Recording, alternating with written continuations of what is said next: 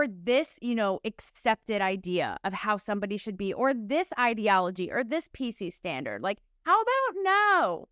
How about no? Who said?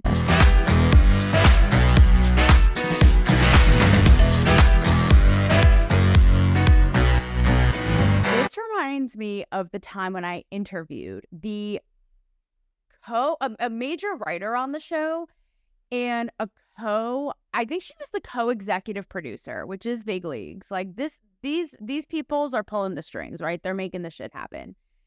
And I asked her, and this was on the heels after I had already, done my Playboy feature in which I both posed and was featured as a contributing writer, right? About all this free expression. And I point blank asked her, is women posing nude anti-feminist, right? Because you would think this is the person at the helm of The Handmaid's Tale, which chronicles a dystopian future literally where women are sex slaves. So you would think that this person would be like posing nude and making women literal sex objects, basically like in our show, is so offensive, so immoral, so not okay. Women need to be seen for more than that, and women are more than that in this, right?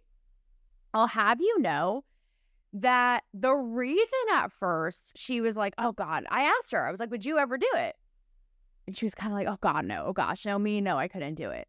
And it wasn't necessarily coming from a place of shutting it down and like, God, that's so offensive. Why would you even say that, Taylor? It was more of like being like, oh God, I don't know, I'm a little older. I don't know that I could pull it off, maybe a little insecure.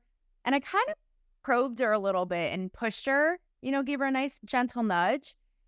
And I was like, you should try it. It's super freeing. And, instead of, again, being like, oh, God, no, that's so inappropriate. That's so offensive. She literally came around and considered it. And it is documented, okay, like a Steven Spielberg film. Okay.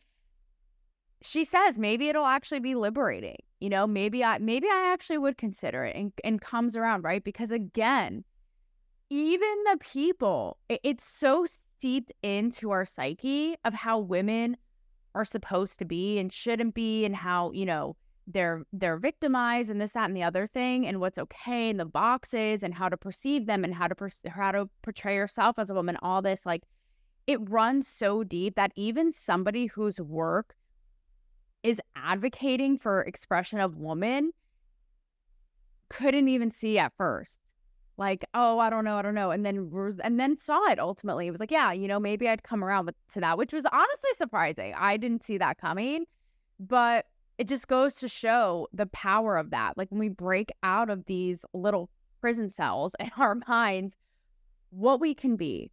And I think that it's time that we really start. Okay, maybe I am a little soapbox Sally today. I can't help myself, but maybe it's time that we really start accepting it in other people. We're so quick to judge. We're so quick to shut everybody out. And the thing is, like, we can and should disagree. Regarding all of this stuff, we have to be able to have the open discourse. Look, this applies to dudes too. I was thinking about it sitting down for this episode.